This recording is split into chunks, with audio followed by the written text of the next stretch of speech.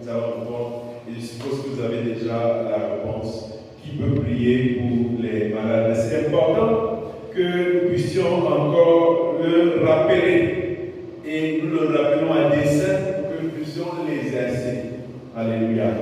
Qui peut prier pour les malades? Donc Jésus répond à cette question dans l'Évangile. Et c'est au dernier moment, Jésus veut se séparer de ses disciples que la question entre guillemets est posée et à laquelle il répond. Au moment où il quitte cette terre, il parle à ses disciples. Et la Bible nous dit, puis il a dit, allez dans tout le monde, prêchez la bonne nouvelle à toute la création. Celui qui croira, qui sera baptisé, sera sauvé, mais celui qui ne croira pas sera condamné. Amen. Donc Jésus leur demande d'aller prêcher la bonne nouvelle. C'est un commandement, c'est une implication, c'est un appel au peuple de Dieu, aux disciples du Seigneur, à nous qui nous réclamons enfants de Dieu, de partager la bonne nouvelle. Donc ça devient impératif, ça devient intéressant, ça devient quelque chose pour lequel nous devons nous sentir interpellés que de prêcher la bonne nouvelle. Prêcher la bonne nouvelle doit être intéressant. Alléluia. Amen. Et je prie Dieu que cela soit un faveur pour nous. Je prie Dieu que cela soit un exercice, réflexe, simple pour nous. Alléluia. Un exercice vraiment simple que de parler de lui aux gens, que ça devienne quelque chose de vraiment simple, un réflexe, quelque chose de doux, de simple, un miel. Alléluia. Qu'on le fasse de manière simple. Une minute, on a parlé de Jésus. Une minute, on a proposé une solution à la personne. Devant sa situation, est-ce que je peux prier pour toi? Est-ce que tu penses que si on prie pour toi, Dieu peut faire quelque chose? Alléluia. Ça doit être quelque chose qui devient un réflexe dans notre attitude, dans notre ADN, dans notre comportement. Alors, Jésus leur dit, allez prêcher la bonne nouvelle. Et il dit, ceux qui croiront seront sauvés, ceux qui ne croiront pas seront condamnés. Donc dans Marc chapitre 7, versets 15 à 18, nous allons donner la réponse de Jésus. Qui peut prier pour les malades?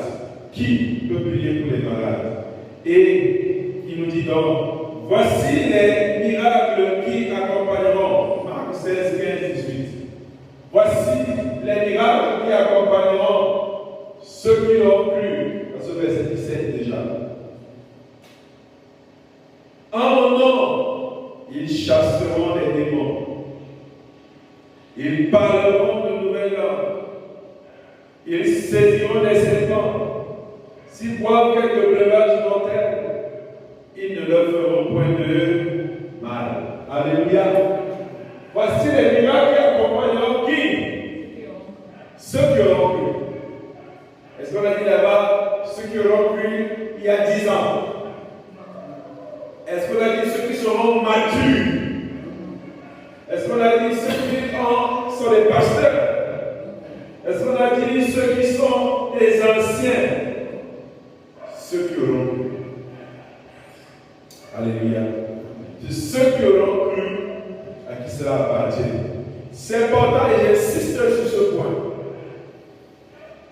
Parce qu'ils savaient que des gens, face à des situations, ne réagissent pas, ne se sentent pas interpellés, parce qu'ils ne se mettent pas dans la position de se laisser. Alléluia. Parce que la coutume, les habitudes, les règles nous ont amenés à croire que nous ne sommes pas concernés par ce texte. Malheureusement, au quotidien, nous nous comportons comme des gens qui ne sont pas concernés par ce texte. On a réservé cette partie aux pasteurs. On a réservé cette partie aux anciens. On ne se sent pas concerné par ce verset. Les enfants de Dieu ont réservé cette partie aux élites dans l'Église. C'est pour ça que les prophètes mangent. Ils sont bien nourris parce qu'on a réservé cette partie. Ce n'est plus la partie de ceux qui ont cru. C'est la partie de ceux qui ont reçu l'ordination. C'est la partie de ceux qui sont appelés bishop, révérend, pasteur, ancien. Ceux qui ont cru ne sont plus concernés. C'est malheureusement ce dans quoi on se retrouve. Petite situation, même à la maison. On ne pense plus qu'on peut prier et ça change. On réserve ça pour l'église, pour soumettre au pasteur. On a tellement de situations qui se présentent devant nous pour lesquelles nous devons nous sentir comme ceux qui ont cru. On réserve ça pour d'autres personnes. On ne réagit pas. Quelqu'un cause avec toi, il a envie de te parler d'un problème qu'il a, mais tu ne te rends pas compte que c'est une interpellation pour que tu pries. On ne sent même plus ça, on ne voit plus ça, on ne perçoit plus ça en fait. Alléluia. Chaque sujet de prière, bien chaque problème que les gens nous posent sont des sujets de prière. Bien des occasions de prière. Alléluia. Il faut qu'on te reconnaisse comme étant celui avec qui quand on finit de causer, il propose la prière. Alléluia. Il faut qu'on te reconnaisse comme étant celui-là ou celle-là. Que quand on lui a posé un problème, que le gars il se fait plainte auprès de toi, la réponse est que ma soeur, est-ce qu'on peut prier pour cette situation? Alléluia. C'est ce à quoi nous devons nous atteler. Et ça ne demande pas beaucoup. Malheureusement, le diable, par sa ruse du faux enseignement et des fausses conceptions, a réussi à nous positionner dans notre tête que les situations qu'on nous présente là, nous n'avons rien à faire. Ce que nous faisons au maximum, c'est de pleurer avec eux. On dit, ouais. C'est comme on nous racontait une histoire, je suis ça à la télé. Quelqu'un qui racontait que un monsieur est venu se plaindre qu'on a volé son téléphone. Il était au commissariat. Et le policier demandait que, ouais, tu vas le faire comment? Donc, tu es au commissariat pour te plaindre. Tu es celui qui doit faire les enquêtes pour retrouver ton portable. Lui te dit que, ouais, tu vas le faire comment? Comment tu as volé? Ou bien tu es agressé chez toi, tu appelles les policiers. Tu leur dis qu'on est en train de m'agresser. Tu dis qu'ils sont combien? Tu dis qu'ils sont 3. Ils sont armés. Lui, ils sont armés. Ouais, tu vas leur faire comment? Celui qui est censé te sauver. Ouais, c'est amusant. Malheureusement, c'est ce dans quoi nous sommes. Les gens viennent nous poser des problèmes. Et nous disons, ouais, tu vas le faire comment, mon frère? Pourtant, c'est une interpellation pour nous de prier. On doit se lever et prier. Alléluia. Souvent, tu causes avec des chrétiens comme ça, ils te posent leurs problèmes, ils te racontent. Mais aucunement, le gars te dit que j'ai prié. Et même quand il prie là, c'est vraiment comme ça. À un moment donné, si tu te rends compte que tu peux appeler la solution par la prière. Tu peux décider par la prière que les choses soient comme tu veux et cela s'accomplit. Mais malheureusement, dans notre esprit, on a réservé ça pour les pasteurs. C'est pour tous ceux qui ont cru. Ceux qui croient en son nom. Il a donné le pouvoir de chasser les démons. Alléluia. Nous tous ici qui avons cru, nous avons le pouvoir de chasser les démons. C'est un pouvoir que nous avons reçu. Ce n'est pas quelque chose que nous avons acheté. Dit, voici les miracles qui accompagneront l'évangile. Se poursuit, se conduit, s'accompagne de miracles. Alléluia. L'évangile s'accompagne de miracles. Et je vous assure, si vous prêchez l'évangile et que vous priez pour les gens, vous pouvez être sûr, les miracles vont vous suivre. Alléluia. Ils vont témoigner. Ah, je peux déjà prier pour moi, c'est une petite prière, mais ça marche. Dieu va toujours honorer son évangile par les miracles. Amen. Rassurez-vous que si vous annoncez l'évangile de chacun, vous priez pour eux, Dieu s'assurera d'honorer sa parole. Je vous mets au défi et ne ratez pas l'occasion de le faire. Si vous priez, prêchez pour aux gens, vous parlez de Jésus, priez aussi pour eux. Ne ratez pas cette occasion. Et comment on dit, ce n'est pas compliqué. L'évangile, c'est simple. Jésus, moi je pense, ma soeur, tout ce que je m'ai exposé là. Dieu peut faire quelque chose. Parce que je sais qu'il t'aime. Je sais que s'il a fait pour moi, il a fait pour beaucoup d'autres, il peut le faire pour toi. C'est à toi de voir. Si tu remets à Jésus cette situation, tu verras qu'il va la changer. Est-ce que tu peux accepter ton prix pour toi? Bien compris ensemble comme ça. Tu chasses le démon. Alléluia. Il dit, ils chasseront les démons, ils parleront de nouvelles langues. Ils saisiront les serpents. S'ils boivent quelques breuvages mortels, ils ne leur feront point de mal. Mais surtout, ils imposeront les mains aux malades. Et les malades seront guéris. Alléluia. À la maison, ton enfant est malade, tu lui dis viens, on va prier.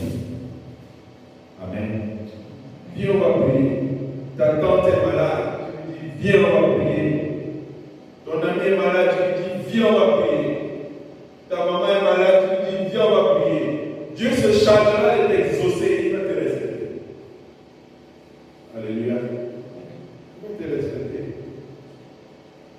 Je pense que le grand, nous avons le grand nombre de Joseph qui était là. Il va les respecter. Il va les respecter. Alléluia. Parce qu'il va se rendre compte qu'on parle, mais il y a la puissance en lui. Alléluia. Pour que Jésus-Christ soit respecté en nous, il faut que les gens voient. Et c'est leur droit d'être incrédule. Ils doivent seulement croire. Donc, ton Jésus a pourquoi le respect. Ce n'est pas en ayant les mêmes voitures que les gens. Ce n'est pas en ayant beaucoup d'argent. Non, c'est les miracles qui vont t'accompagner. C'est ça qui va faire qu'ils respectent ton Dieu. Et tu as l'occasion, quand il vient se plaindre là, de leur présenter Jésus et de le prier pour eux. Tu verras, tu vas respecter ton Jésus. Alléluia. Parce que ton Jésus va faire des choses extraordinaires. Ouais. Le Seigneur a montré à mon épouse un jour que je priais pour un de mes chefs. Et même moi, avant, il y avait un de mes chefs aussi là.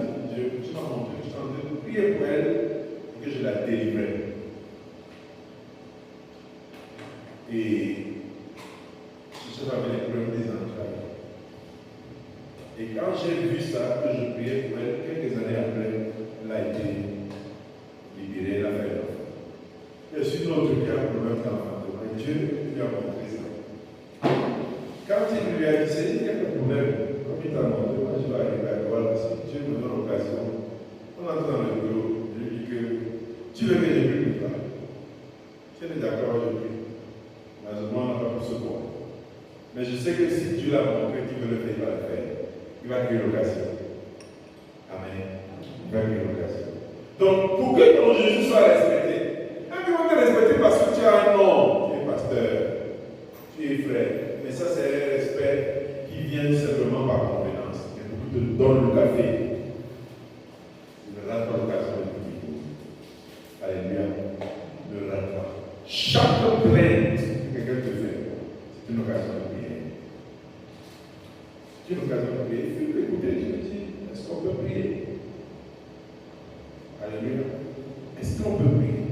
Il va respecter ton Jésus. Alléluia. Donc c'est la promesse que Jésus a faite à ses disciples. Il n'a pas dit l'imposition des mains des malades et réservée à une catégorie de personnes, de croyants, de leaders. Mais c'est ceux qui ont cru. Certains croient aussi que cette promesse a été faite aux apôtres uniquement. Ils vont se cacher là-bas. Que c'est aux apôtres. Non, c'est à tous ceux qui ont cru. Alléluia. Faisons attention que la tradition, les habitudes viennent s'imposer et nous font croire que la prière est réservée pour certaines catégories de personnes. Non. Il n'y a pas de personnes spécialement habilitées pour prier, pour imposer les mains. Alléluia. Nous sommes pas en train de dire qu'il faut entrer dans les désordres, qu'il faut commencer à imposer les mains à tout le monde et que n'importe qui doit imposer les mains, c'est pas ce qu'on dit. Mais on est en train de te rappeler un pouvoir qui t'a été donné. Alléluia. Et quand tu vas l'imposer, ce n'est pas parce que tu es fort. Il a dit ceux qui ont cru. C'est ce qui les accompagne. C'est-à-dire que quand tu es recruté dans une entreprise, en tout cas pour les entreprises sérieuses, on te recrute, est-ce qu'on te donne pour t'accompagner? On va te donner un ordinateur, un peu comme moi, on va te donner un iPad, on va te donner un téléphone avec une puce, on va le crédit dedans, Internet dedans, on va te donner une voiture avec une carte grise et une assurance. On va te donner une assurance de maladie, ça va être un paquet. Comment tu as recruté, on fait tous les enrôlements. On fait ton paquet. Alléluia. On te donne ça, c'est pas parce qu'on t'aime. C'est parce que tu dois produire. Alléluia. Tu dois produire l'argent. Tu dois travailler. Tu dois avoir tous les moyens nécessaires pour apporter du chiffre. La même chose, Jésus-Christ, quand il nous a donné le pouvoir, ce n'est pas parce que c'est tout ce pour nous dans la voie. C'est un package pour nous accompagner. Pour lui les résultats. Alléluia. Et dans ton package, il dit quoi? Il dit que tu feras quoi? Je relis. Dans le package qu'il a mis pour t'accompagner, il dit que voici les miracles qui accompagneront ceux qui auront cru. En mon nom, ils chasseront les démons. Dans ton package, il a chassé les démons. Alléluia. Donc, lors de ton recrutement dans le Seigneur, il t'a mis un package d'employés. Chasser les démons. Alléluia. Il n'a pas réservé ça pour celui qui aura 10 ans à la foi. Le jour où tu crois, dans ton package, il a chassé les démons. Alléluia. Dans ton package, il a parlé de nouvelles langues. C'est dedans. Dans ton paquet. Alléluia. Ceux qui disent qu'on ne doit pas prier comme ça, les faillis comme Gédéon à bas. C'est dans le package. Amen. Si tu l'as dit, si tu disais ça, dis-là que mon frère, tu es en train d'enlever à ton efficacité. Tu enlèves volontairement dans le paquet de celui qui te recrute. C'est un instrument de travail. La langue n'est pas un moyen mentalisme, c'est un outil de travail. Le sac du ministère, il ne peut pas dire que apportez-moi le sac. Mon sac de travail. Chacun de nous a son sac de travail ici. Alléluia. Quand il doit sortir le matin, je ne fouille pas ce qu'il met dans mon sac de travail. Il y a des dames. Alléluia. Je porte seulement mon sac de travail et je parle. Il y a mes outils dedans. Dans ton package, quand on a recruté un ami dedans, il y a chassé les démons. Parler de nouvelles langues. Il dit saisis les serpents. Il y a ça dedans. Dans ton package. Saisis les serpents. Alléluia. Si tu as mangé le serpent, tu es bienvenu. Il y a ça dans le package. Tu as fait le serpent. S'ils boivent avec le breuvage mortel, ils ne leur feront point de mal. Si tu bois le poison, tu bois l'essence, on n'a pas dit d'aller chercher. On dit que c'est dans le package. Alléluia. C'est dans le package. Et il continue en disant, ils imposeront les mains aux malades. Il n'a pas dit c'est dans le package, il y a l'imposition des mains. Il dit qu'il y a la guérison après l'imposition des mains. Alléluia. Donc c'est le paquet. Ce n'est pas que Dieu sélectionne. Tout employé qui est recruté, on ne veut pas savoir. Qu'on t'aime ou qu'on ne t'aime pas, on a l'obligation de te donner ça. Rien à faire. Amen. Nous, quand on procède au recrutement, c'est comme ça. Quand on a fini de faire le test, on a vu que le gars était bon, toutes les étapes qu'il a passées là. Dès qu'il a fini, on le met à la disposition des ressources humaines. Les ressources humaines préparent son paquet. Ils écrivent au service informatique. On crée ton profil. On te donne d'abord une adresse. Et tu vas finir avec le cycle de l'entreprise. On te donne, après t'avoir donné une adresse, on te crée un compte même dans l'entreprise. On te crée un identifiant. Quand on a fini de créer ça, on écrit au service informatique, donnez-lui une machine. On envoie à chaque fois, il valide. Valide, donnez-lui la machine. On envoie, iPad, donnez. On écrit au service généraux, répétez sa voiture. Oh, c'est bien, c'est nous. Amen. C'est ce que Jésus-Christ a fait. Dès que tu as cru là, on dit aux Amish, envoyez. Alléluia. Donc tu as ton sac d'outils. On dit, il y a une nouveauté. Avant que tu n'arrives, on dit qu'ils sont en train de se préparer, pas besoin de matin. Enjeu des ressources humaines. Prépare le package. Alléluia. Dès qu'il sort, les trois, la table, on a mis le sac. Le gars est prêt. Alléluia. Donc tu es prêt depuis le jour là. Tu as ton sac à dos qui est rempli de ce qui t'accompagne. Alléluia. C'est ce qui t'accompagne. Quand la Bible dit que la bénédiction vous accompagnera, c'est que c'est dans ton sac. Alléluia. Tu ne dois pas plus chercher. C'est dans ton sac. Nous sommes le paquet du chrétien. Et nous devons les exercer. Nous devons les manifester. Alléluia. Ceux qui ont cru.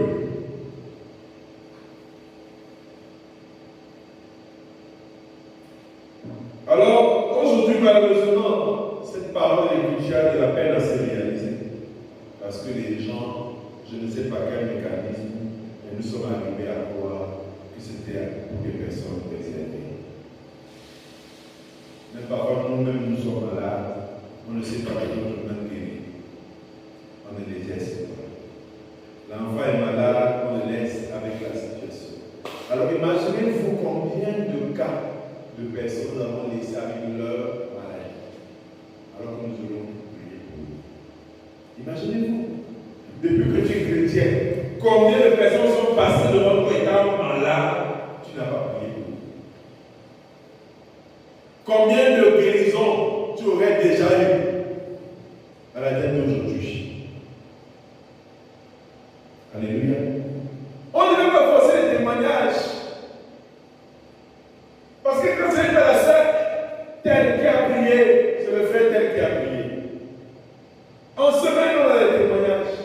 Parce qu'on a eu des occasions, des personnes qui sont venues nous poser des problèmes. Et qu'on a prié. Alléluia. On a prié pour eux. Donc nous avons laissé tellement d'occasions pour que les personnes soient guéries. C'est ça qui a rendu le ministère de Jésus-Christ alléchant, intéressant. Le fait qu'il priait pour les malades, ils étaient guéris. Alléluia. C'est ça qui a fait que le ministère de Jésus soit alléchant. C'est ça qui a fait que Jésus soit une personne intéressante. Pour que tu sois cette personne intéressante, il faut que tu manifestes la puissance de Dieu. Alléluia. C'est ça qui rend le ministère de Dieu intéressant. Les belles paroles à savoir. C'est pourquoi on disait la prédication de la parole ne se limite pas au dessus persuasif, aux paroles persuasives. Alléluia. Mais une démonstration de puissance. C'est ça qui te rend intéressant. Parce que tu démontres. Alléluia. Il te respecte parce que ton Dieu se démontre au travers de la prière que tu fais. Donc nous voulons encourager chacun de nous ici à comprendre qu'il est responsable de ceux qui viennent vers lui avec des sujets de prière, des cas de maladie. Alléluia. Ce n'est pas réservé, mais c'est pour nous tous qui avons. Et Philippiens chapitre 2, verset 13,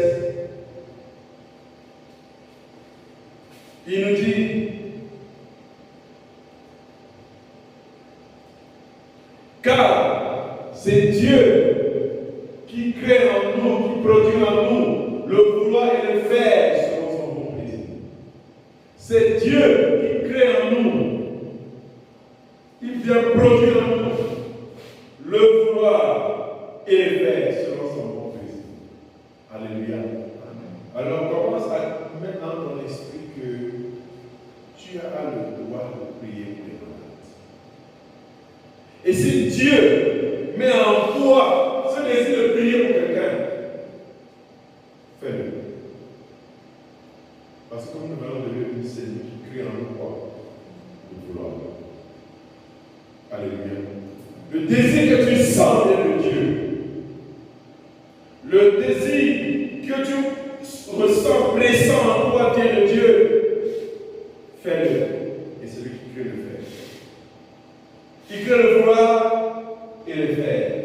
Selon son bon plaisir. Alléluia. Alors laissons travailler nos mains. Alléluia. Laissons travailler nos mains. Laissons travailler nos mains. Laissons travailler nos mains. Si tu ne l'as pas encore fait, exerce-le. Peut-être même qu'il y a un don de guérison que quelqu'un a gagné depuis longtemps, frère. Il ne sait même pas qu'il a. Parce qu'il n'a jamais cessé. Alléluia. Il va se rendre compte que Dieu va le pousser à prier, et à prier, encore, et à prier, et encore, il y a des gens guéris. Alléluia. Des gens guéris qui vont témoigner de la puissance de Dieu dans ta main. Peut-être il y a longtemps, des personnes qui auraient été guéries en tas, mais qui malheureusement n'ont pas bénéficié parce que tu n'as jamais essayé. Tu n'as jamais étendu ta main pour le faire. Pierre et Jean, quand ils allaient au temple, ils ont vu un homme qui mendiait. Ils ont dit, nous n'avons rien, ni or ni argent. Mais ce que nous te donnons au nom de Jésus, c'est pour les marches. Et cela s'est réalisé. Alléluia. Nous n'avons pas donné. Les gens viennent souvent vers nous, nous disent, voilà, on a tel comment, voilà l'hôpital. On n'a pas à donner. On a la prière. Alléluia. Donnez-leur la prière d'abord, c'est efficace. Alléluia. Que le Seigneur vous bénisse. S'il y a des questions, nous allons les prendre.